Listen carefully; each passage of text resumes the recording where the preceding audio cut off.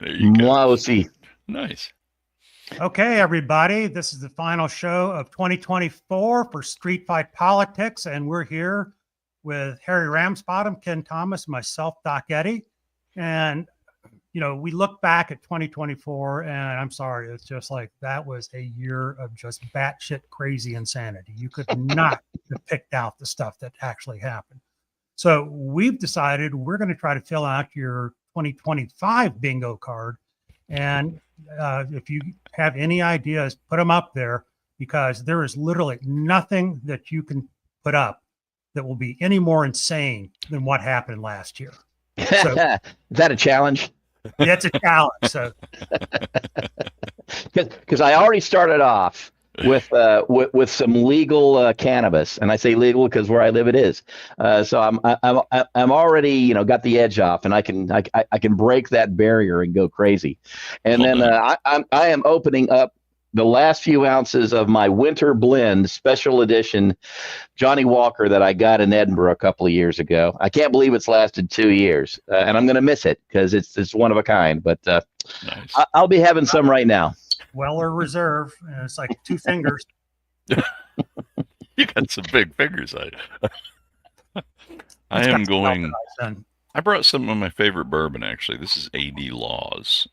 It's a little, and I'm not trying to give them a free plug, but it's a little craft distillery in Denver.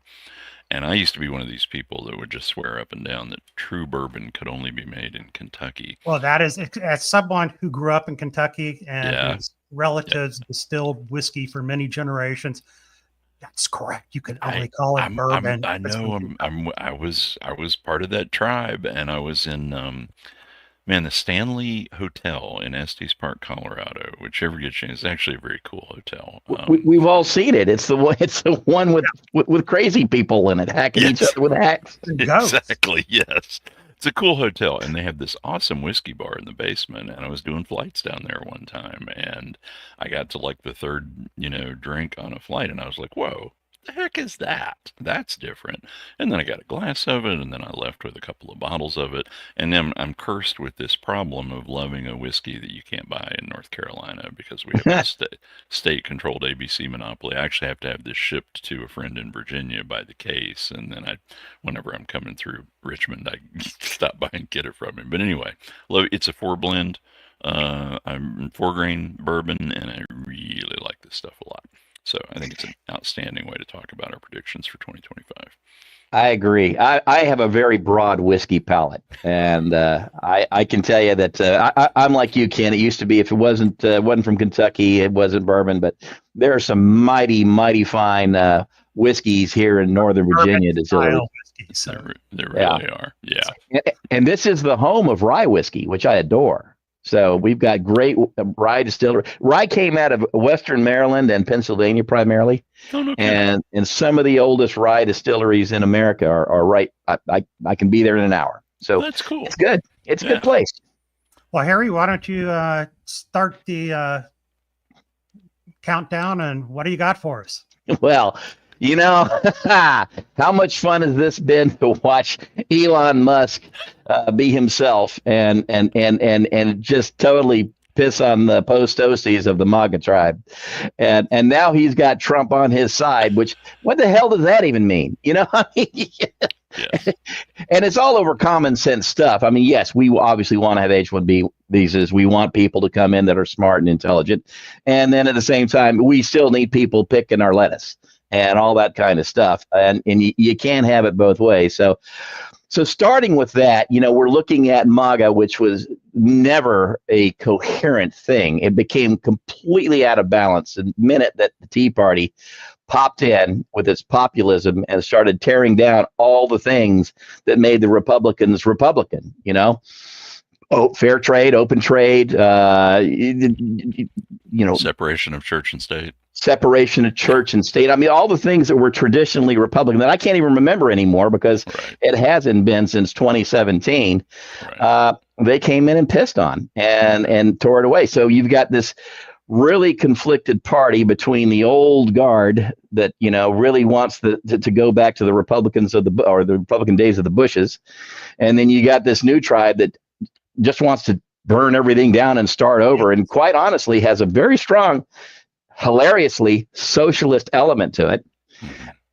And then on top of that, you've got the tech bros who just really want to go full on only the smart people, only the trained people. Basically fascism. If you haven't been successful in business, you don't have a vote kind of thing. And then Wall Street and all of these conflicting things. Sometimes they're flying in the rather loose formation, but this can't go on. And we're watching that. So what's going to happen? I think what's really going to happen is that the biggest MAGA people in the party are in Congress. That's how they got there. And I'm talking primarily the House. And they can't help themselves. They're going to do some really stupid shit. They might not even have a speaker, by the way, on January 6th. Oh, I think that's a good deal. So they're going to go completely nuts. It's going to drive Trump crazy. He's going to try to ride herd on them. They're going to go completely off the range and do things that he doesn't like, or not do things that he does like. So very little is going to get done. And I'm actually pretty optimistic that by 2018, or excuse me, it's 2018, 2026, Jesus Christ, America will remember what the hell they did in 2018. And there's going to be a change in Congress. There's going to be a change in the House. I would say probably for sure. Senate is going to be difficult, although the map is on the Democrat side this time. So maybe we can get control of both the House and the Senate like we did back in 2018. And then we might be able to ride herd on it. But, one of my predictions is that the GOP will split in two. They are... and that's not such a far-fetched thing. Here's to that. Yeah, I'll drink to that. And the big fight will be who gets to keep the name and who comes up with a new name, like the Freedom Party or, it's going to be some crazy name. Oh, I think it's going to be MAGA. I don't see why they wouldn't go with MAGA. Yeah. So, it makes, so who gets to keep ownership after the divorce of the red hats? Harry, do you think Elon didn't do his research, didn't know what he was getting involved with? Oh, he knew exactly what he was doing. I don't know. I don't think he did. I honestly don't think that Elon Musk, I think Elon Musk thinks he's the smartest guy in any room that he's in. Right. And that anything that he sees that he can think there's a solution to, that's got to be the right solution without knowing any of the underlying facts. And let's face it, government is hard. It just is hard. I'm just astounded by, there's a genuine note of surprise in his posts and his comments about this. Like he's taken completely, and I just can't imagine. Yeah, he's usually not the smartest guy in the room, but he's not a dumbass. I mean, did you not know who you were climbing into bed with? Are you genuinely surprised? I can't comprehend. He seems like I look at it. He made a tremendous investment, $240 million. He bought himself a president and the presidencies, because after all, we're talking President Musk. Well, you may be right, because apparently he bought Twitter without doing any research on it. His net worth since the election is up $90 billion. He's closing in on $500 billion. Good God. I think that Elon Musk had no idea what he was getting into. I think 240 million is, that'd be like me going out and getting a new stereo. It's not. It was nothing. It's not a big investment for him. Yeah. Yeah. So I don't think he knew what he was getting into. I think he oversimplified everything because he thinks he's the smartest guy. And you're right, he's not stupid, but he ain't the smartest guy. And he knows what he knows, and outside of that, he doesn't know anything. Right. And I think that and his ego is so big that it was bound to conflict with Trump's. I just didn't think it was going to happen this quickly. I didn't think they'd get past the inauguration. Well, one of the things, this is one of my more out there predictions, is that Mike Johnson will become Speaker of the House, and a couple of months later will announce that he's gay and come out of the closet. I'm taking a note on that. Yeah, I tell you what, you send me a bottle of what you're drinking if that happens. Hey, tell me something that's happened that is any more unbelievable than that. No, this is true. the box that we used to call plausibility is much larger than it used to be. It really is. I was thinking, so I was shaving my cheeks because they were starting to get a little hairy after the 3 weeks of not seeing a razor blade, and I was standing there, looking at myself, thinking, what am I going to talk about tonight? And I said, the thing is, if I made a prediction about what the rank and file MAGA is doing, the Joe Sixpack, the ones who go to the rallies and just love Trump regardless of what he does, I could make a prediction about how they'll be disaffected by his inability to do anything. But every time I've talked anything about logically what these people would do, they've defied the logic. Right. So I have no idea. I mean, I think the wisest thing is to say they're going to love Trump no matter what he does, even if he fails them. I think honestly, Trump could come in and absolutely institute a socialist form of government in the old style communist sense, where he's in control, directed economy, pushing everything down. And as long as he gave them like 3 or 4 magic little things like cheap eggs and cheap gas, they would absolutely fall for it and go be nuts about it. He's already said that's really hard to do. I mean, you can't do that. He did say it was going to be Harry, hard. come on.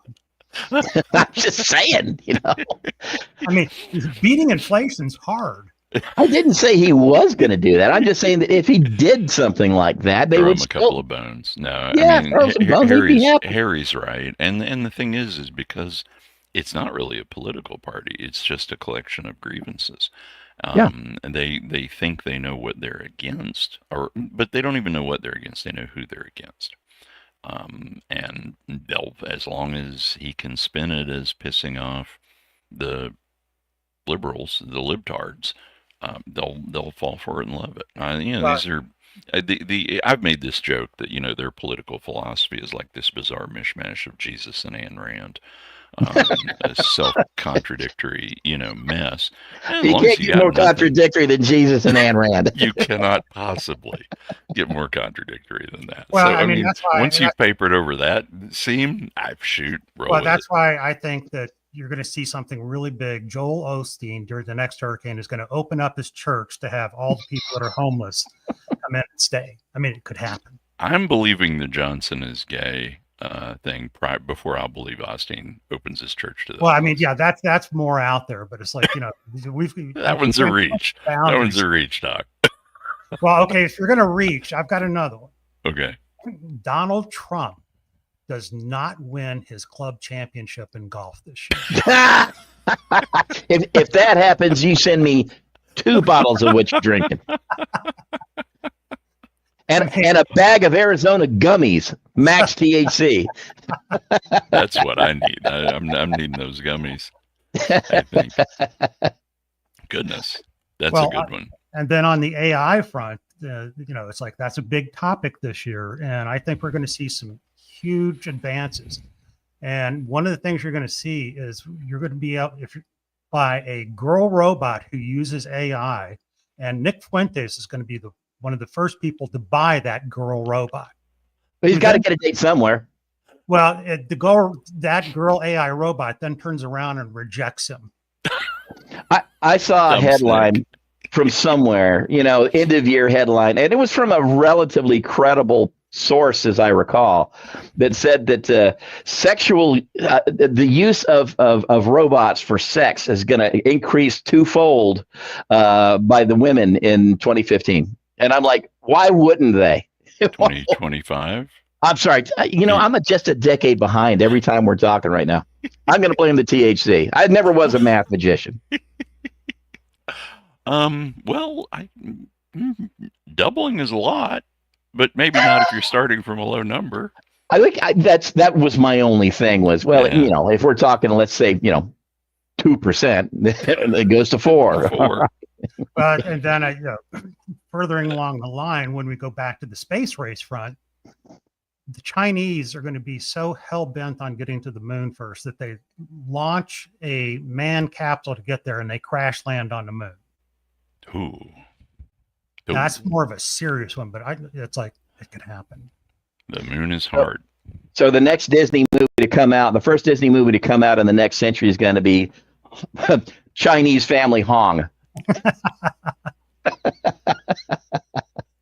How do we get these people back? Goodness. I don't think they're making it back because the Hmm. operative word being crash land. Well, so I do agree with you on AI. I mean, it's happening. It's going to come. It doesn't really matter what we do. The best we can possibly hope to do is just to control its worst impulses. But it's going to So be. I'm It's gonna be already a the part of things. I'm gonna be the fart in the punch bowl. I actually put my or fart in church. I'm mixing metaphors there. I'm I just going to say, if you've never farted in a punch bowl, I wouldn't know what that's like. So, you know what happens between consenting adults, Harry. Yeah. just don't eat the fruit. Just don't eat the fruit. This is the Don't Ask, Don't Tell podcast. The no, I actually put on my list of predictions that I think the AI boom is going to be a complete bust in 2025. I don't think it's going anywhere. I think so much of the hype around it, the venture capital that's invested in it, the stock, Nvidia's stock has gone through the roof because they make the chips that power the AI. I think it's going to be reminiscent of the dot-com boom and what was that, 99, 2000, something like that. And the boom 99. was I was a subsequent. stockbroker then. That chased me back into the army. I'm sorry. I didn't mean to trigger any PTSD there. It was pretty bad. I swear to God, I had in 99 and 2000, I had dreams of scenes from the Titanic when they're shoveling coal into the furnaces. I had dreams where I was shoveling, pots of, piles of cash into furnaces, and it was bad. It was really bad. I think the AI thing is gonna because I just don't think the leap is there. I don't think the leap towards intuition and self-awareness. I was having this conversation with a friend the other day, and he was talking about these leaps in knowledge, and he was using it along the lines of building a bigger encyclopedia and a faster encyclopedia and all this. And I said, you can build an encyclopedia the size of the Earth. You still can't train it to fetch a bone or not to shit in the house. I just don't think it's there. I don't think the technology is there. I think there's an awful lot of progress towards chatbots, but I just don't think there's any self-awareness, and I don't think the public's very interested, to tell you the truth. I don't think there seems to be a lot of resistance towards it. I think consumer businesses. products. I think business is interested. Mhm. You're right. I mean, you and I aren't going to go and get AI blasted all over our house, so it's running Right. things for us. Right. But if you can cut out just even 20% of your labor costs, Agreed. Yeah. with a relatively cheap AI solution, that's where I see the driving force coming from. I can see that. Yeah.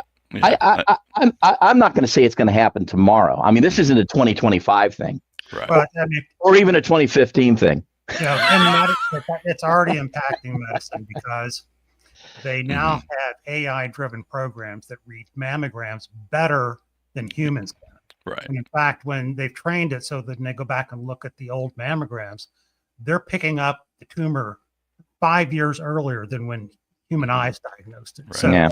you're going to see that. And I think I was just reading an article about they're searching for asteroids in the asteroid belts that, they're using AI assisted tools to sort through these massive amount, not Hubble, but the new one, Webb Space Telescope. The Webb, sending about like 10,000 images or something crazy. And the AI is doing an outstanding job of sorting through all these and finding these, whereas they used to be able to find an asteroid that was a kilometer across, now they can find one that's like 10 meters across. And so they've expanded the catalog of objects they're able to track. And that's awesome. I think AI is fantastic for sorting massive amounts of data. And there are definitely places you can plug that in. And I think Harry's right. Unfortunately, I think like some tech people, programmers are going to be losing jobs anywhere businesses can find to plug in a cheaper AI, cheaper than a person. But I also think there's going to be, here's my prediction for 2025. There are going to be stories in the media about an AI that was used for a medical diagnosis that got it wrong and it killed somebody. and there's going to be stories in the media about an AI that was writing software and it screwed something up and it shut down a power plant.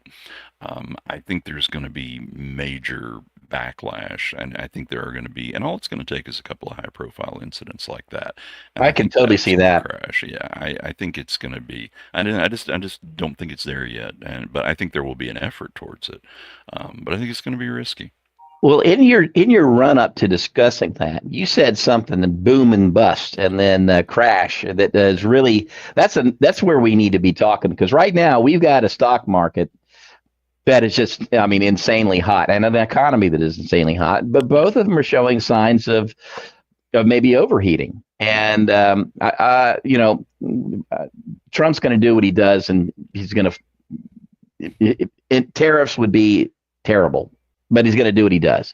Yeah. But the stock market, I think, is really in, regardless of what Trump does, the stock market is in for a correction here. And I can totally see that happening. This is what I did today, and I'm not going to go over, my picks and choices and all that. But basically, I am moving to a very defensive position here in the next 30 days. And you can't. It's hard to go wrong with cash. And I have been I was very lucky when the market crashed after Putin invaded Ukraine. It didn't crash, but when it sank significantly, I moved to an all equity position, and I've done pretty well. So, take a minute. I've got to call a hospital on an emergency, so I'm going to step out for a minute. Do you guys talk amongst yourselves? Well, yeah, we'll talk about you now. Okay, please. But no, seriously, I can really see I mean, again, if you move to a defensive position right now, whether you want to call it bonds or cash or real estate, or I mean any of the other number of things that are easy to invest in that you don't have to funds, basically. Mm-hmm. Sure. I don't think you're going to get hurt by moving to it. You might lose out on something. There's always that risk, but I don't think you're going to get hurt, and you certainly aren't going to get hurt if you move to cash. So. Right. I am slowly and steadily, consolidating, manipulating, massaging, and feeling pretty good about it as I look at my gains. Well, it's tricky because all the accusations is that Trump governs by the stock market, that he pays so much attention to it, that he lets it influence policy decisions and economic decisions and everything. At the same time, the market does not generally, as I understand it, like turbulence. And there's nothing more turbulent than a Trump administration, and all of the rhetoric and the bombast and the hyperbole and the threats, nobody knows what the dude's actually going to do, even if he's even given any thought to any of this. So I'm curious how you think that kind of, I don't know, you think the stock market is reacting positively to that, or if that's going to contribute to a little depression here? So if you look at over time, in an election year, markets typically are pretty bumpy in the summer leading up to the election, because there's uncertainty. Nobody really knows. And in our case, after literally 2 years of almost straight gain, the market was, okay, what do we got to do? And they were having my attitude of, let's consolidate, let's see what happens. There we go. By the way, if I'm going to make a call, I might as well get something out of it. There you go. So, when your anesthesiologist is anesthetizing himself, so I own a bar. I get to do this. So. I know. So, but going back to history, so markets typically, and then regardless of what happens in the election, there's certainty. So just as happened here, the markets rose on November 6th, and everybody was like, okay, we now know what we can do. Now we have a path ahead. Flash backwards to 1929, and of course, yes, the market exploded because of a number of things. But what really, if you look at the timing, look at a timeline, what really tanked the market after Black Thursday, Black Tuesday, whatever the hell the day of the week it was. A few weeks later, maybe a couple months later, there was something called the Smoot-Hawley tariffs that got pushed through D.C.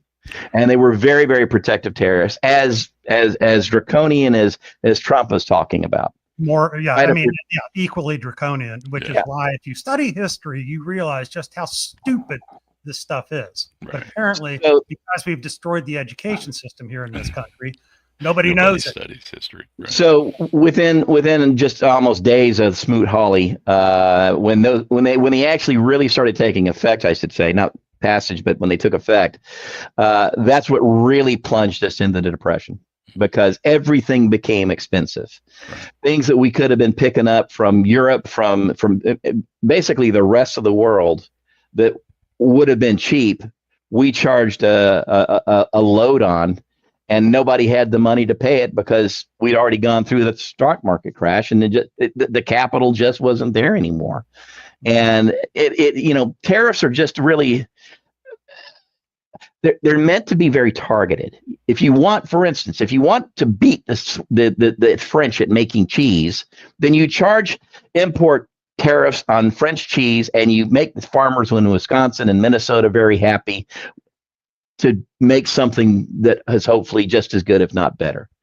But when you start looking at across the entire industries, it's insane. And as integrated as, let's just take a look at cars.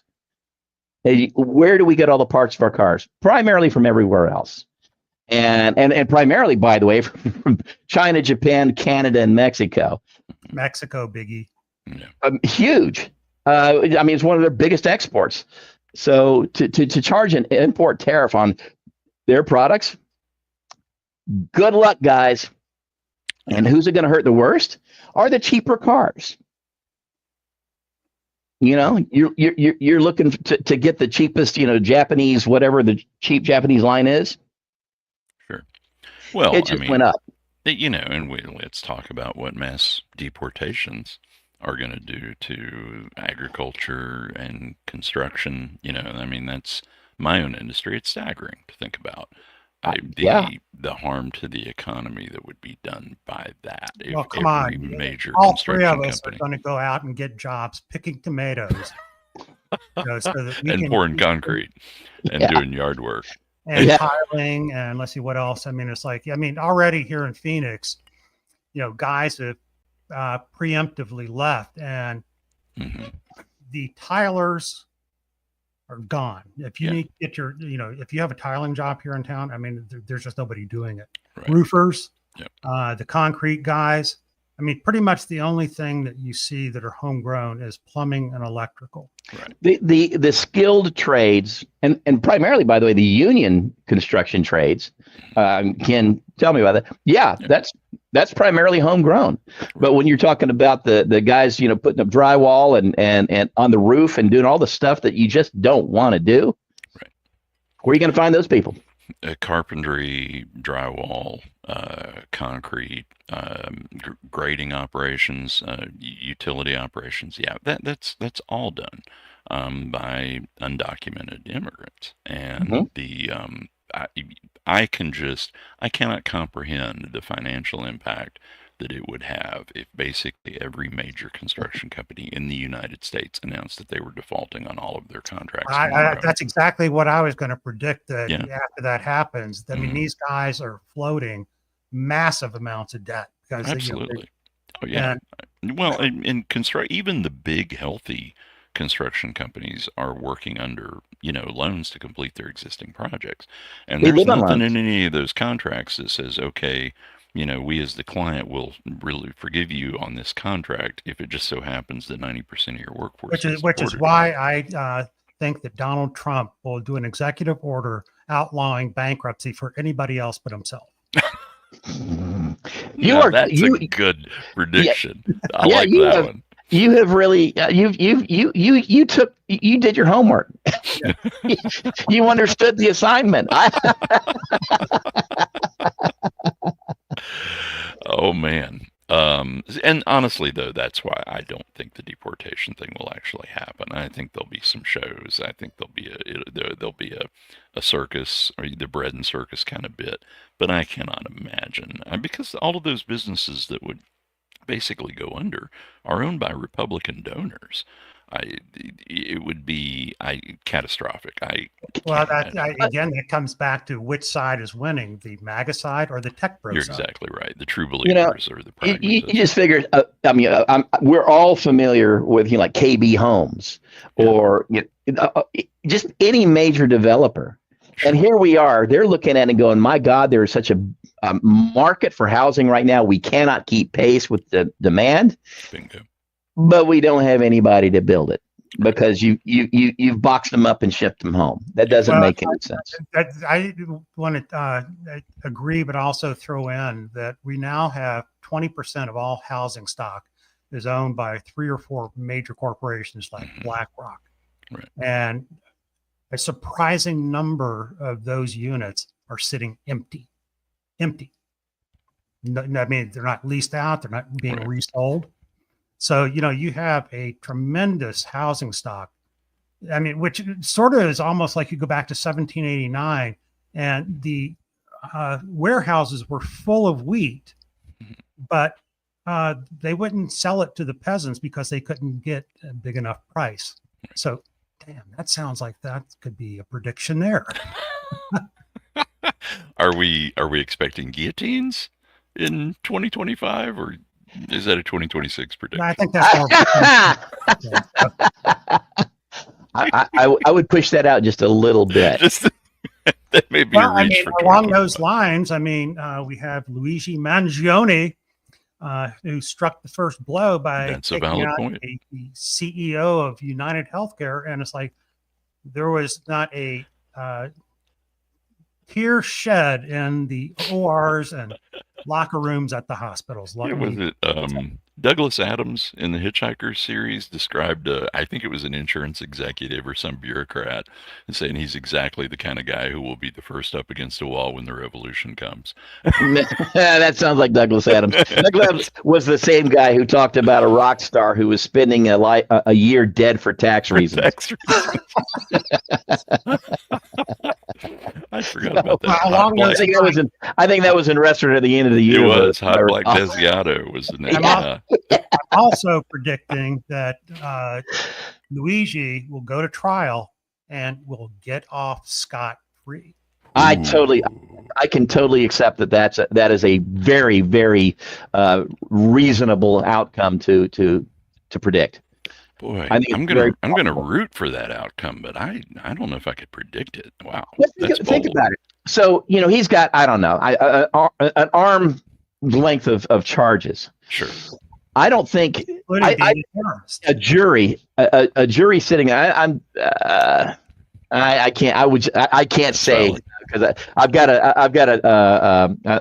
a non-disclosure agreement to hang over me on this one, but a jury would reasonably, of 12 people, understanding that all of these have to be a unanimous verdict, a jury sitting there could easily go, yeah, I can get him on illegal gun charges. I can get him on transporting weapons across, or whatever the minor charges are that put him in jail for a couple of years.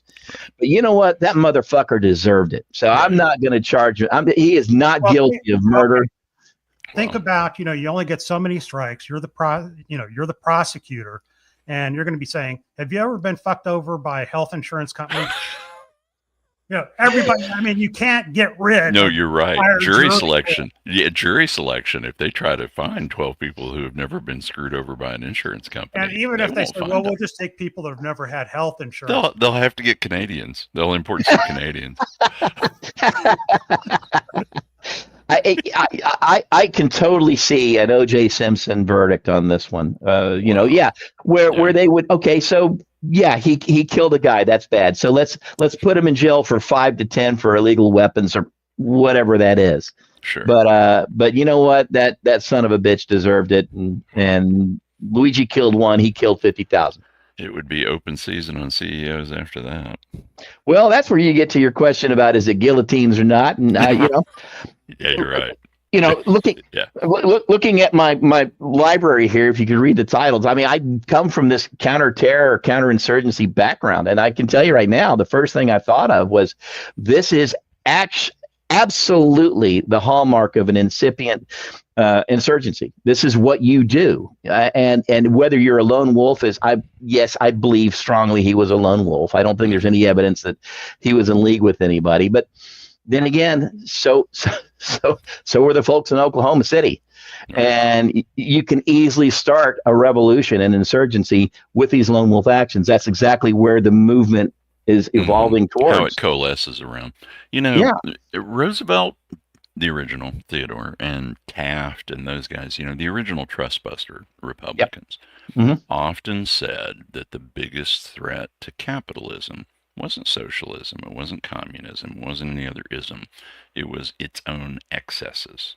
Absolutely. And there's no better way to describe the excesses of capitalism than insurance companies.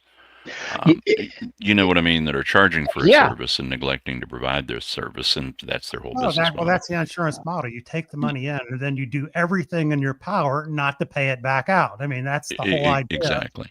Right.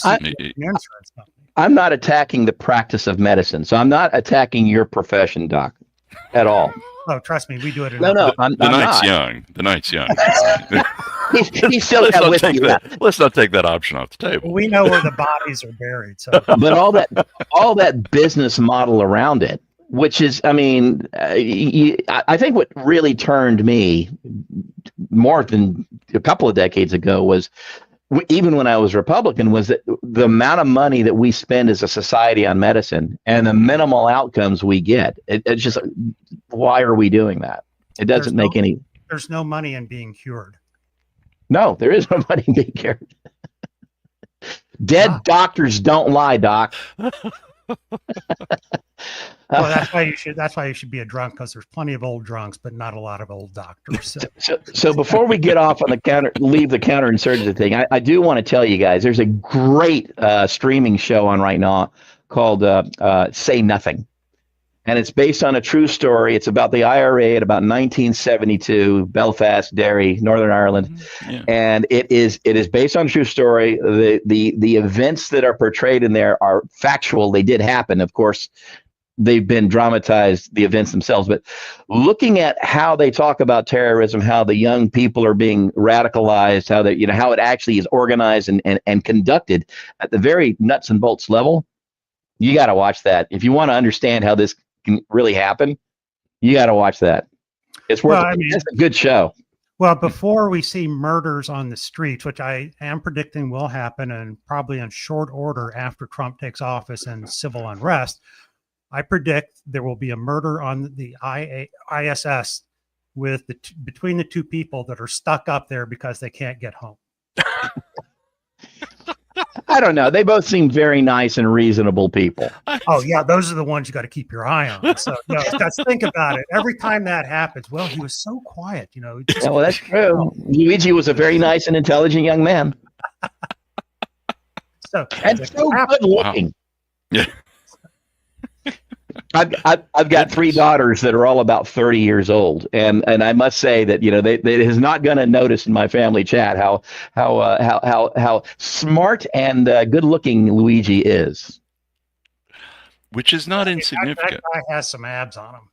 And that's not an insignificant issue. One of the reasons why Dillinger got so much attention. We all talk about the fact that he was robbing banks and burning people's mortgages during the Great Depression and became a hero that way, but you go back and read a lot of those stories. He was a really good-looking guy. He was. You see the pictures. They had the movie looks that comes up a lot. Well, that's why they had to have Warren Beatty play him in the movies. So actually, that was Bonnie and Clyde. That was Clyde. That was Clyde Darrow. Yep, you're right. Same era. If y'all are ever down in Tucson, go to the Hotel Tucson. It's right next to the railway station. It was built in 1912. And it's where Dillinger, he wasn't captured there, but it was because of a fire in the hotel where he and his gang were hanging out that he was captured for the penultimate time. Wow. Because firemen were loading out the suitcases from one of his henchmen's room, and he tipped them like $200, which in 1930 was that's a lot. That's a lot even today. So that was a year's salary back then. So And it's true. And they've got this. The hotel has Dillinger Days Festival every year, to celebrate cool. what happened. Yeah. But there's I love Tucson. I'll look for that next time I'm down there. That's cool. hotel. And by the way, great bar, great place to eat. Just go. Nice. Take my word for it. Nice. But true story. Just north of campus, UT University of Arizona campus, there's a house. They've got the address where it was a boarding house. He escaped to there. Somebody was reading a true crime detective novel, saw his picture in it, and said, "I know that guy," and fingered him at the house. No Two kidding. cops from the Tucson PD roll up, with whatever little, probably a horse and buggy in Tucson, and he's sitting there on the stoop shining his shoes, and they walk up to him and say, "Mr. Dillinger," and he looks up, and his words are, "Well, I'll be damned." Definitely worth going to see. Hotel Congress, take my word for it. You will not be disappointed. Well, this one you can take to the bank. Sometime in 2025, the Epstein list will be released, and in a surprise, you will find Tommy Tuberville and Rick Scott, both senators, on that list. Don't we have the list already? Hasn't it already been released for the most part? Wow. Heavily redacted. Which is Wired magazine released a really fascinating study or report recently where they had acquired the information tracking the cell phones of people that visited the island. Did you happen to see that? Mm-mm. I would recommend you look that up. Now, they have not followed through on the investigation to the point of identifying cell phone owners, but it's really, really fascinating. There's someone, and they don't know who yet, paid an investigative service. This is before the whole Epstein thing blew up, to actually track the location of, and then that file later was dumped on the web. And it's really, really fascinating. But I'm going to look for that. It's a matter of time. Yeah, it's on Wired magazine. Well, yeah. Did fascinating video on it. Yeah. Point, sometime in the next few weeks. So.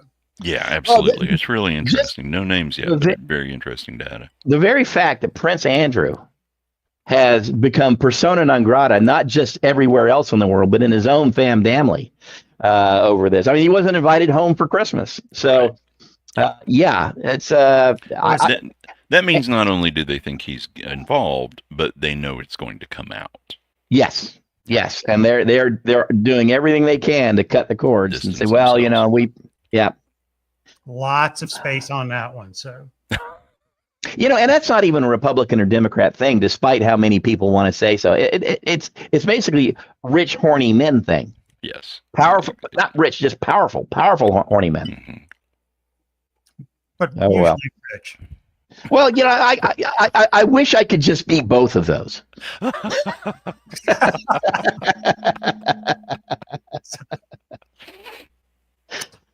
Well, man, you've laid out some bold predictions tonight, Doc. I tell you what. I've got one more. He owns a bar, so he can send us the whiskey. Anyway, late in the year, Mike Johnson will propose to Nick Fuentes, and they will get married in a quiet civil ceremony in the Bahamas. On the island, maybe? Yeah, on the Epstein Island. No, that can't happen. He doesn't believe in divorce. Well, he does believe in polygamy, and so whatever floats your boat. You really gave this some thought. Yeah, I was thinking of things that I might actually happen, but you have really just.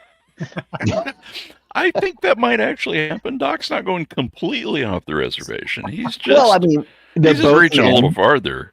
They're both men of a certain age, so it could happen. It could happen. Love knows no boundaries, gentlemen. Love is love. The heart wants what it wants. You know what? And if they do, good for them. Yeah.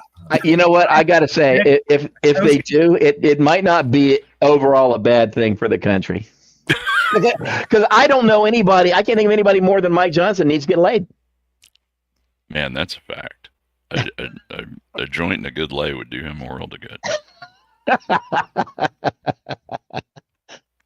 Or just a joint and a lay. just a joint in a way. Giving or receiving, I think would Well, do on him the a lot. cannabis front, and this is a serious prediction, I Yes. think that Trump will go ahead and deregulate it.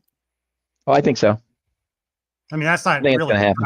that one. So, I Mhm. mean, That's just a matter of time. I mean, really and truly, the only people that are really against that are the Bible thumpers. well, Bible thumpers and people like in Biden's generation. So, I mean, Joe should have gone ahead and done it, but he was, a drug cold warrior back in the day. So, Yeah. And everybody from Biden's generation is dead now. Yeah. I mean, he and Nancy Pelosi are the last two. And Mitch, I've we got got cocaine Mitch hanging on. another prediction. In the medical sphere, sometime this year, Donald Trump will suffer a stroke, but it will kill all the bad parts of his brain, and he becomes a very nice guy and a progressive. Okay, bullshit. He's Carter too. He's Carter too. 90% of his neurons are wiped out by this stroke, but what remains is Jimmy Carter too.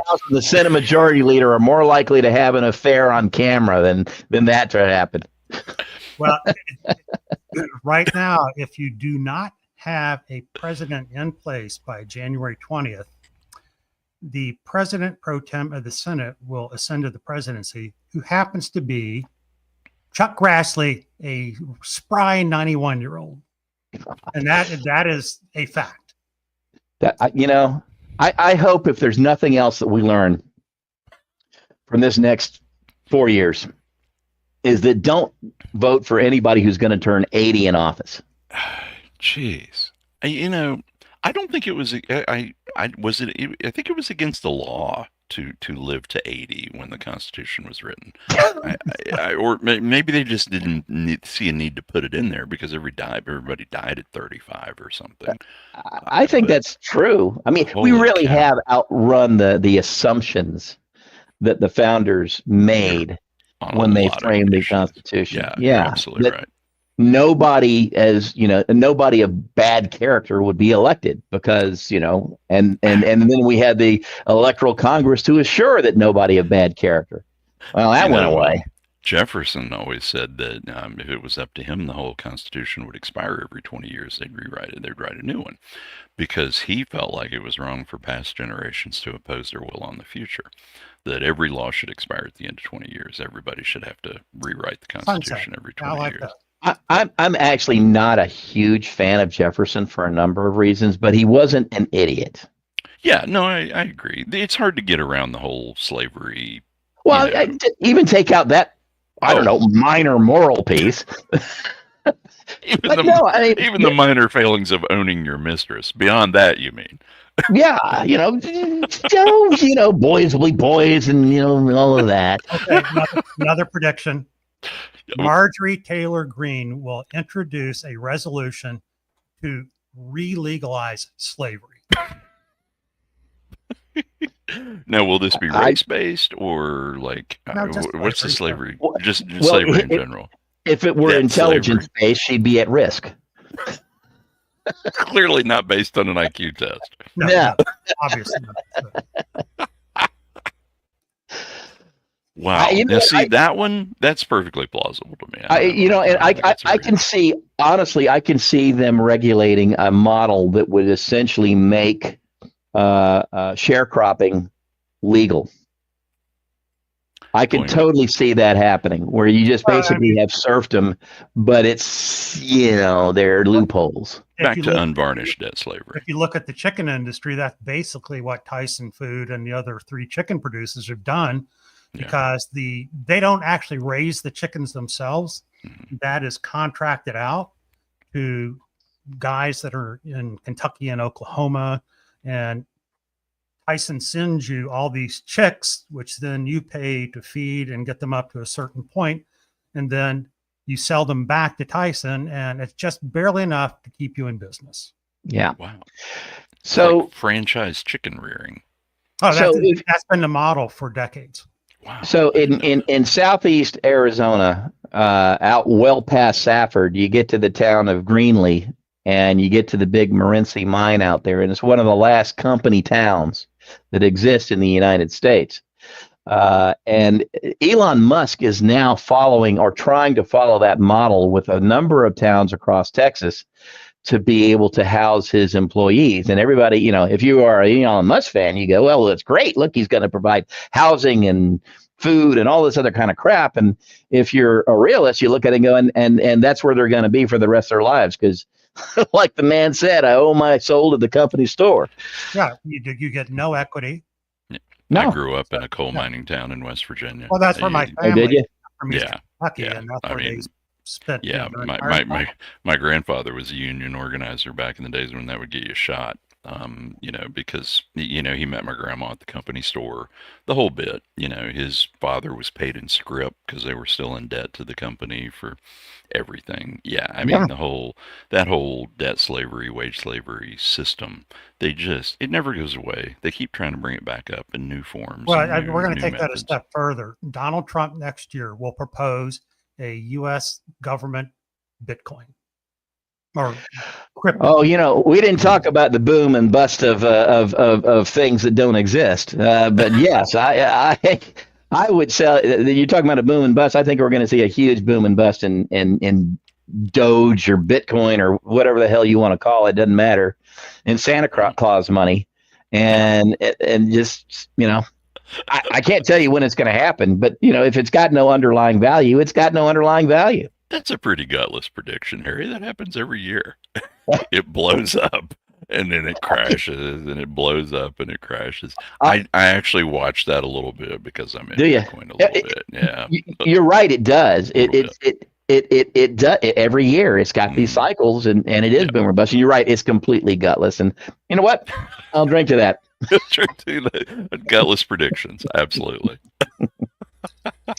I didn't go full Ed. Well, I wanted to have some stuff out there that if any one of those come true, you're going to go, how did he think? Man, Ed, wow, he nailed that. Holy cow.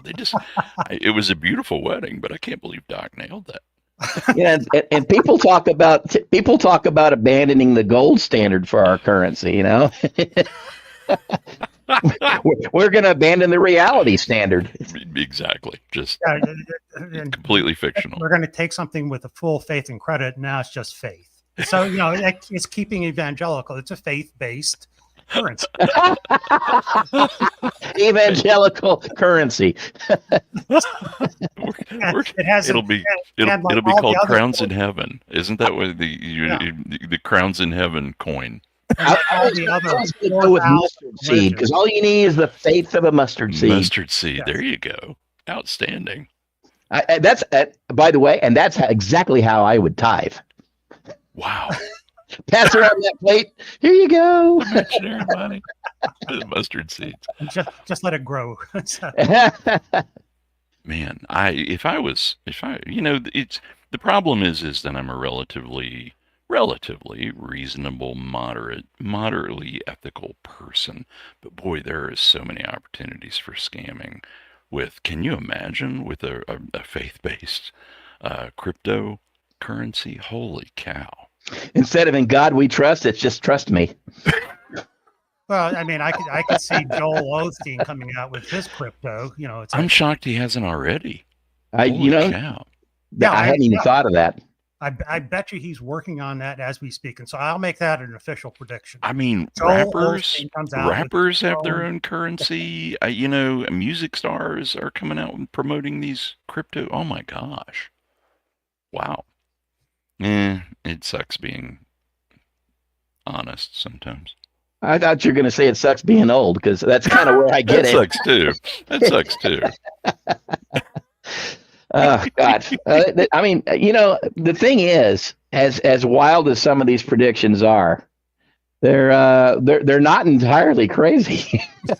And they're probably less wild than we will actually see during the course of 2025. Oh, yeah. Okay, now I'm going to take off and do a little bit on the serious side. When is the first riot going to occur after January 20th? How soon?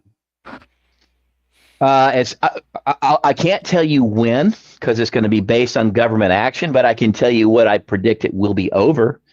And that is when you get an immigrant family that's been rounded up and shot dead in the street.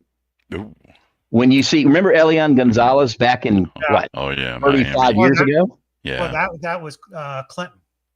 I know, but I'm just saying. Remember the outcry when you get the INS guy with the MP5 in the mom's face, and they're yanking the kid out of the closet. Finger on the trigger, looking at the kid and the mom, and it's just like, holy smoke! Yeah, and given the atmosphere of today in law enforcement, I can totally see some family getting just completely schwacked. Yeah. And that, I think, would spark riots, the Rodney King riots again. It may be. I'm not sure how quickly they're going to proceed with Luigi and his trial, conviction, all that. But if there's a conviction or something there, I can see. I mean, there's obviously going to be demonstrations. I could see that as being a flashpoint. And, it always takes some kind of an event, some trigger, some flashpoint. I can see violence with deportations. I can also see something with Luigi turning into full-blown riot, and not just riots in New York or whatever, no, but nationwide. Again, it goes back to that lone wolf tactic of empowering individuals to go out there and do it, inspiring them to do it, and get some other guys like, well, I see what Luigi did and how he fucked up. I'm going to do it, not fucked up, and I can do it better. Yeah, exactly. And I can do it better. They're not going to take my picture with the mask off and catch. That's exactly right. And that gun's going to be in the Hudson River as I cross over on my bus or whatever. Be somebody that actually knows fieldcraft and has had. Well, I don't think anybody that actually knows fieldcraft will do it. I think it'll be somebody who doesn't care. I think it will be somebody who wants to be famous and well-known and convinces themselves that this is a righteous and noble cause that they're willing to sacrifice themselves for. He might just cap the guy and stand there and say, it was me, and here's my name, here's my website, here's my manifesto. Get down on his hands and knees. Because he's going to go to the Canadian embassy and ask for what's the word I'm looking here for? Asylum. Asylum, and ask for asylum because he's going to be a political prisoner and his life's at risk. God, wouldn't that be great? What I do. I think these are all very plausible outcomes here. Yeah, that one. I do think there are going to be. Yeah, you just have to take off all the filters. Mm-hmm. So, okay, we're coming up on an hour, guys. So, this Goodness gracious, awesome. So let's go around. Well, I want even more importantly, Gonzo. Off the wall, nobody would believe it if it happened prediction. So, take a hit, whatever you have to do. I didn't come in with a long list. And I talked about Ukraine a little bit the last time we did a podcast, that my prediction for Ukraine is sad. It's not fun, and it's not even very interesting. But I think what's going to happen there is, Trump's going to withhold funding unless Ukraine agrees. Russia can have what they've already got. They'll probably have to rewrite their constitution that they won't join NATO. There'll probably be some kind of a loan package to rebuild Ukraine. The place where I may be going out on a limb, this is beyond 2025. I think what happens is that Putin uses that opportunity to try to rebuild some of his shattered military, consolidate the gains that he's gotten. I think he spends a couple of years building up pretexts, and I think in the last year of the Trump administration, assuming Trump is still alive, he reinvades, to tell you the truth, to try to take what he failed to take this time. I think that's realistic, but I'm going to go one better. Yeah. I think Trump swaps Taiwan for Panama. Ooh. Oh, that's a good one. That is a good one. I like that. I like that. Because nobody needs to give us Panama. We've taken it before in the past, in my lifetime, in our lifetime. Mm-hmm, we can do it again. There's nothing they could do. Well, one of the things. But if we had China on our side saying, "Yeah, go ahead," and there's this arrangement, just like Hitler and Stalin with Poland in 1939, I can totally see Ribbentrop. Yeah, that's a good reference. Totally see that happening. Deep cut. I study history as opposed to most people. So, well, one of the things Mike Mansfield did when he was alive and still a senator in the negotiations to turn Panama back to Panama was that we had to have the right that if we felt that we needed to reimpose our military to protect Panama, we had every right to do that, and we didn't have to explain why or get their permission. Was there? I don't remember what the end date on that was. I want to say it was 99. I don't think there was an end date. 99 was, you're mixing that up with Hong Kong, I think. Okay. It was, Hong Kong was sent back in 99. I'm just saying. I want to say, and I wouldn't swear to God on this, but I want to say that there was a date certain that all of that was going to run out, and I don't know when that was. I thought it was 50 years or so. I mean, I know it was during the Carter administration. Well, that's when we signed it, yeah. Exactly, and I think that that was the time frame on that. You're running out of time, so so when we reinvaded back in 88. Mm-hmm. I think it was 88. Anyway, when we reinvaded back in 88, we went very quickly back to the original timeline, and we were out of there like at 2000, 2001. Right. I was one of the last troops in Panama, and that was 1998. Mm-hmm. Okay, Harry, who do we invade first? Canada or Mexico? Complex question. It's got multiple. We will not invade Mexico, but we will violate their space with military force. We will send raids into there and knock out or attack or attempt to knock out their cartel infrastructure. I can totally see that happening, and that's going to happen pretty quickly, I think. But it won't be. It will be raids. It won't be to seize terrain. We won't hold terrain. We'll get the hell out of there quickly. So that'll happen pretty quick. Canada. That would open up such a massive amount of worms because they're a NATO ally. I mean, that's not just that would be really difficult. Not militarily, but politically, diplomatically, that would be a very, very tough nut to crack. But Panama, we could do that. Honest to God, we could do that in March, probably. So what you're saying is my dreams of controlling the maple syrup reserve are probably not going to be realized by the Trump administration. Move to Vermont and plant a tree. Damn. Well, I think we're going to do a fifth column thing with Canada. It's like they're going to have everybody that's white, go up there on vacation, and all of a sudden we're just going to pop up and say, "Okay, we're taking over." Again, militarily, it would not be tough to take over Canada. Their military is minuscule. I mean, like not even. Just minuscule, barely a fraction of what we have. Tough, but small. And they're an excellent military for what they are, but there's just not a lot of them. And every major metropolitan center is, well, almost all of them are within a day's drive of the U.S. border. Right. It would just not be tough. I mean, you could seize Toronto and very quickly, Toronto, Montreal, top two, and Vancouver. They're all just across the border. Ottawa as well. You could seize all four major metropolitan areas. And I had somebody tell me, yeah, but all Canadians own as many firearms as we do. Well, they don't. But okay, let's just say that they own a lot of firearms. Guns don't kill people in war nearly as much as roadside bombs do. You don't need a whole lot of guns out there. What you need are smart people putting bombs together. Man, the red flannel insurgency would be a long-standing northern nightmare. To try to seize either Canada or Mexico, you could seize them. You can't hold them. Yeah. Okay, Mexico would be infinitely more difficult just because of the terrain. And this is a real prediction that somewhere in the U.S. there will be an IED used as a political statement. I'm not sure we haven't already had that happen. Yeah, I mean there were pipe bombs left around on January 6th, right? Yeah, IED is just improvised explosive device. It's just something that wasn't made by a military, factory. Right. So I mean, car bombs have been a terrorist thing for decades.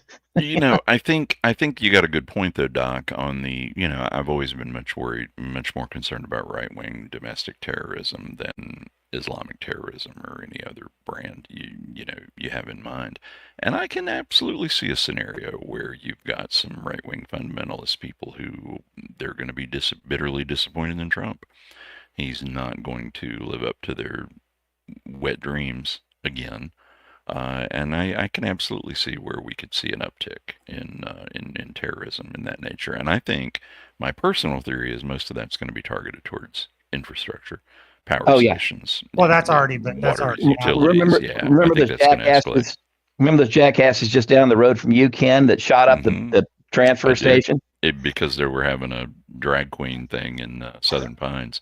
Yeah. Well, I mean, Let me turn off your power because I don't absolute- like the fact that they're having a drag queen show. I mean, that is a offense against God. I'm sorry. So they deserved it. Well, going back to what I said earlier, seriously, guys, watch Say Nothing.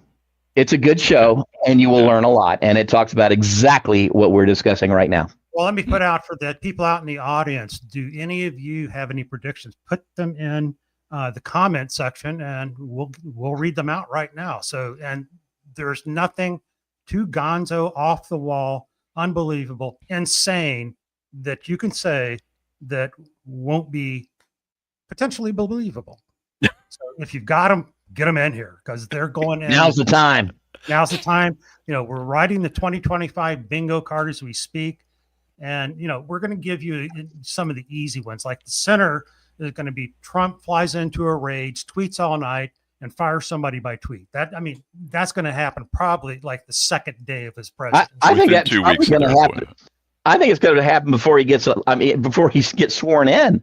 You know, honest to God, he's going to fire. He's going to fire a candidate for an appointment. Oh no, it's not going to be that person anymore. I now want Kerry Lake to do that instead. You know, I mean,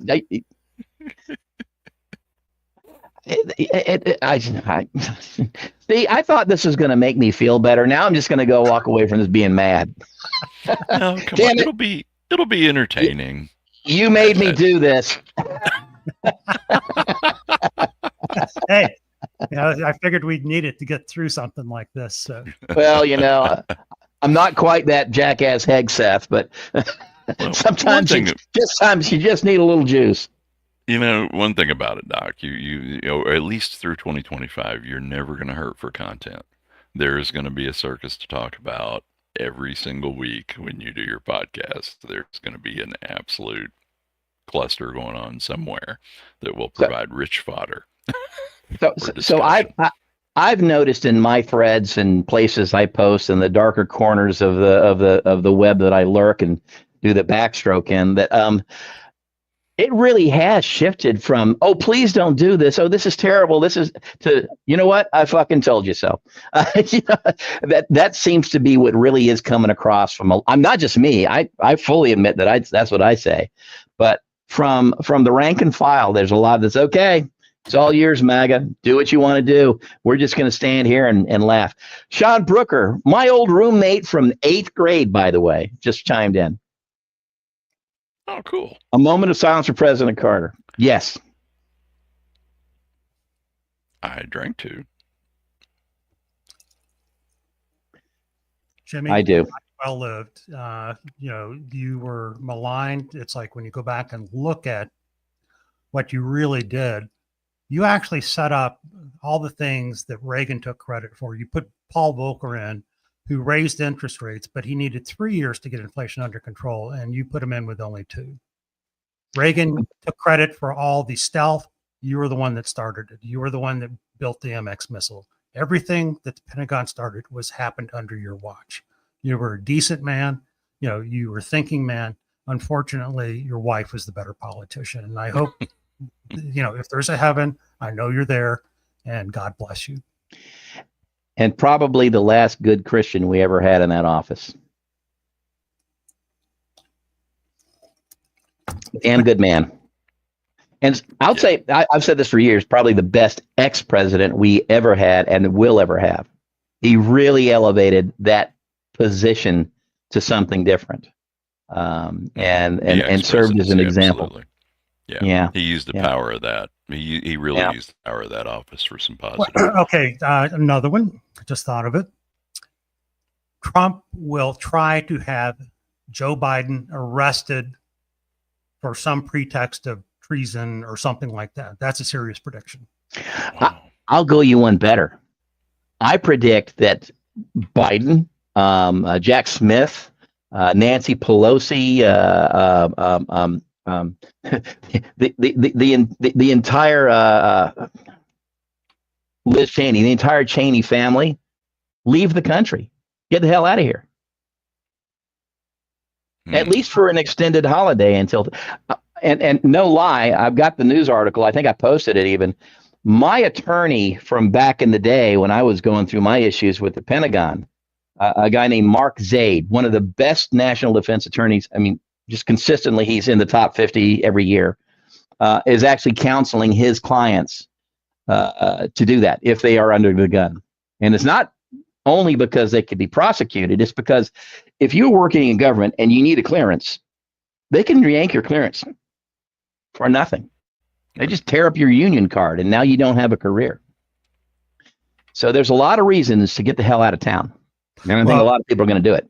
One of the most searched items is Americans moving to pick the country of your choice. It's like when I was in France a month ago, I actually was watching videos every day on what it's like to live in France as an American expat. No, and it's like one of those things. It's like, it's great country, great food. No, but happily vacation. Well, I've said this before on this show. We are, when I say we, my wife and I will be driving from here to Quebec City, down the St. Lawrence through Montreal, then Ottawa, and then ending up in Toronto, just to check things out and see what it's like. Do we like it? Can we exist there? We've already lived in upstate New York, so we know what the weather's like. That's not the issue. It's do we want to be in that environment? It is very, very difficult for retiree Americans to move to Canada and get a long-term visa. It's because of the healthcare system. You have to have a certain amount of money, and not just have it, you have to be willing to invest. The good news is I'm young enough that I can bring my business there and generate, tax revenue. Listen, other than to talk to an attorney, I haven't sat down and gone over brass tacks, but I think it's possible to do. The other piece of that, of course, is I can, depending on where I move to, I can still be within striking distance of military healthcare, VA system, and still continue to get my healthcare that way. So these are things to be discovered as we go through it, but we're definitely serious about looking at it. Well, just remember, you'd have to come back in the country, and in 1940, I don't think Jews would have gone back to Germany to get healthcare. At a certain point, when you can claim that you're when you can claim asylum, maybe, then maybe they'll be a little bit more forgiving about that. Oh, well, let's just go ahead and make those predictions. I think that if they're going to move out, I think that you have Liz Cheney ask for asylum from the country of your choice, wherever she decides to move to. I can't make a claim to know Liz Cheney, but I find it difficult to believe that she would do that. I think that would be just an ethical or moral or principal step too far for her. Well, I think that I could be wrong. I could be wrong. I agree with you. That actually was a bad example, because I think that she's definitely a fighter and would want to stay here just to mix it up with him and just dare Trump to do something to her. Dare him. And she very well could. I think that's probably more realistic. Go ahead. Well, I'm looking at see what happens. That she's looking at it from the long term. That once you burn down the GOP, and it's on fire right now, out of the ashes, somebody's going to need to come in and lead. And I think that that's exactly what she's looking at. Is she's looking at running for president in 2028. I think Nikki Haley has probably got a better shot at doing that, because she is not roused the ire of MAGA as much as Cheney has, and she's definitely still in play. Going to run it. I was surprised that Haley stepped into that H-1B debate. I understand why she did. I understand the principles involved, but I'm expecting her to keep a pretty low profile. I think so too. I think she's going to be ensuing meltdown. I think so too. She's in another lifetime, in another political, epoch. I could have seen myself voting for her in the pre-Trump era. Agreed.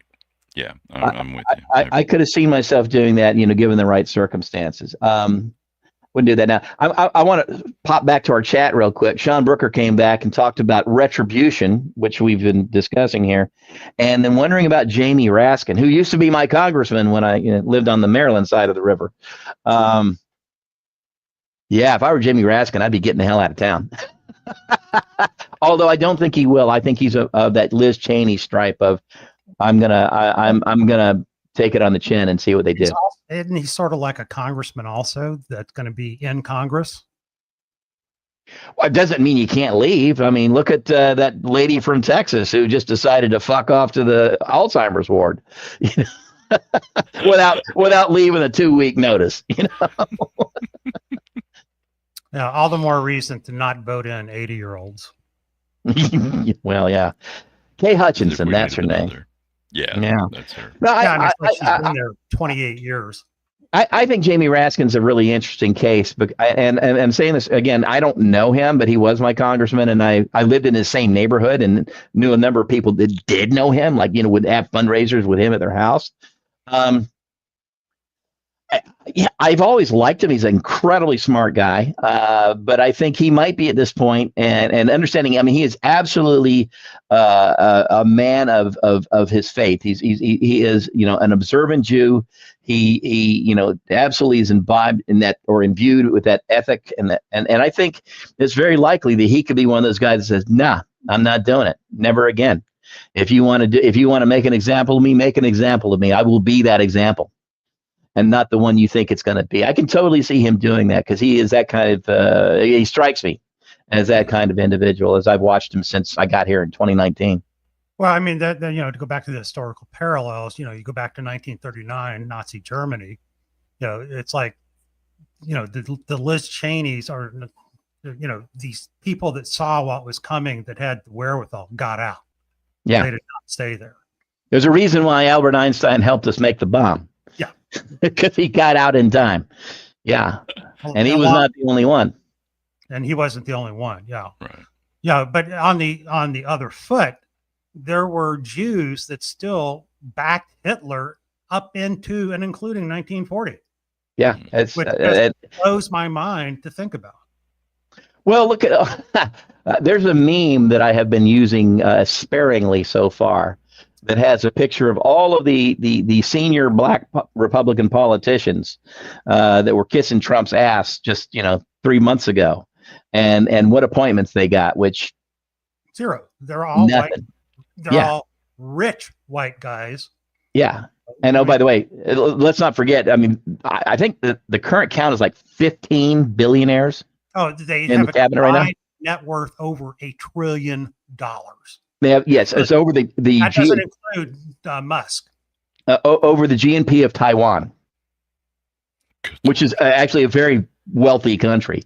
Yeah. So yeah, they do, and it's insane. So going back to the number of black people on Trump's team, they know it is well within the human condition, whether you are black or Jewish or Muslim or Catholic or anything else in the world, to want to do what you can to suck up the power to help yourself out at the expense of all logic that would ever happen. By the way, there were Jews, very senior place Jews in the Nazi Party. When I say Jew, looking at the race laws that Hitler and the Nazis had instituted, they would have been counted in Jews and be eligible to put into concentration camps, even though they weren't practicing. So basically, the German miscegenation laws. Yeah, the miscegenation laws. But they were glossed over because they were such good Nazis. They were so useful. And so they could just, oh, well, don't worry about that one. He's okay. He's one of us. Hard to make that happen when you're black, by the way. But Trump in 2016, the number one campaign slogan was "Lock her up," which he instantly dropped as soon as he got elected. None of that was ever pursued, prosecuted, anything. So, I mean, how much? I guess what I'm thinking here is I don't know how serious Trump is. I think he is deadly serious. I believe every word he says. He may be, but the problem is that he's too lazy. and too So that's the inconsistent. only salvation. Yeah, exactly. The To more, the actually to more go he through the golfs, the work better I of an feel. investigation, a prosecution, all of the steps you have to take, which was the other saving grace in 2016 is he can't pass any legislation because he's just too damn lazy and distracted to do the Well, actual that hard the work danger involved. is you know, the people that he has there are these true Right. believers that will Exactly. do his dirty work for him. Right. Right. You know, And then that's all my you have to concern. do is just set them in motion. Right. You know, I think he's learned a hell of a lot from the last time around. yeah, And you look at the people that he's nominating these positions, and their sole qualification in some circumstances is they will do anything that he tells them to do. Complete yeah, devotion. it's just total loyalty to him. Yeah. No one else. Pete Hegseth, I think, is a great example. The guy, I mean, the guy doesn't, which is, he has no qualification, No. but of course, you know, he will do exactly what Trump tells him to do. And the same thing goes with this, you I'm know, gonna make another prediction. guy with the FBI, whatever his name is. These are folks that are not serious administrators. They're not serious professional government people. They don't understand what they're getting into. They may have, you know, sat in an office of that agency at one point in their life, but that doesn't make them qualified to run it at all. Well, But we're they will do qualified. exactly what he tells them to do. We're smart guys too. We're qualified. Let me tell you what, We're I not wouldn't want to loyal. run the Pentagon. Huffy. It's a lot of work. None of that Okay, stuff. this is a serious prediction. One I'm hoping does not come true is that Trump is going to order the military to do something which is clearly illegal, like go fight against American citizens, do something that the generals and admirals are going to refuse to do, and they're going to keep firing them until they find somebody that will. Don't forget, and he's said this several times, and he's put people in place that have said they would do it, that he has intended to hold a military review board for senior officers to test their loyalty. You know, what have you posted on social media? Have you ever contributed to, anything? Is your daughter a member of? And the really sad thing is that a military officer can be thrown out of the service at the pleasure of the president of the United States Congress. It does not take anything other than the stroke of a pen, and you're gone. Done. No recourse. Sayonara. So he can get rid of anybody he wants to. And that's exactly what Hitler did. And almost basically Stalin just had him shot. But, once he replaces those guys, then he will have free reign to do what he wants to do. It's a little known. If you want to, I can send you the resources for this, but it's out there to see. Hitler paid his senior generals wild bonuses over and above their salary once he had them in place to assure their loyalty. And the payoff on that was when after the Wolf's Lair bomb in what was that, 43 or early 44, I can't remember. Where they just basically stepped aside and let the SS they didn't stand up for their troops. They even ones that were somewhat associated with the conspiracy, hands free, did nothing, actively assisted the routing out of their peers because it wasn't just they'd lose their lives, they would lose everything. They would lose their salaries, their estates, their investments in business that they were given. They were given shares of Krupp and other major companies. So yeah, it does come down to a financial incentive, and you can totally see Trump handing out bonuses to senior officers that he liked and that he needed to toe the line. And I can see that happening well within his 4 years. That followed his orders regardless of legality, constitution. Yeah. They'll find somebody.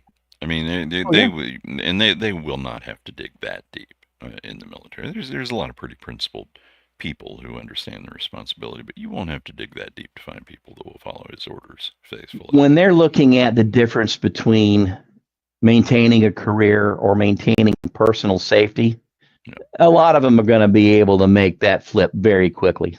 More of them than I would like to think are there. That's not a good thing. No, it's human nature. No, it's not. Yeah. No, I agree. Exactly. But it's like, well, guys, I think we have talked ourselves out. I mean, we're running up on an hour and a half. This has been a great show. Goodness gracious. For the people that have been with us, we thank you so much. Thanks, Sean. We will be back in 2025 and we will have our battle gear on, getting ready for the inauguration, because that's when the real fun starts. It really is ramping up to be quite a day on the 18th of January. If y'all are looking to make a visit to snowy, sleety, snotty Washington, D.C. on the 18th, come on out. If you need a place to stay, I got 4 bedrooms. Now, one of the things I will do, I'm going to have all this transcribed, and we will put down all the predictions we will made, and we will review them at the end of 2025. I'm going to need more whiskey. Oh yeah, and maybe I'll get you some of that the sativa. Really get you wired up. So. Oh no! I am not a sativa guy. I am absolutely not a sativa guy. That does wire me up too much. So no. All right, guys. Adios. Thank you, gentlemen. Have a happy New Year. We'll see you in 25. We'll see you in 25. Thank you so much again. Thanks, everybody.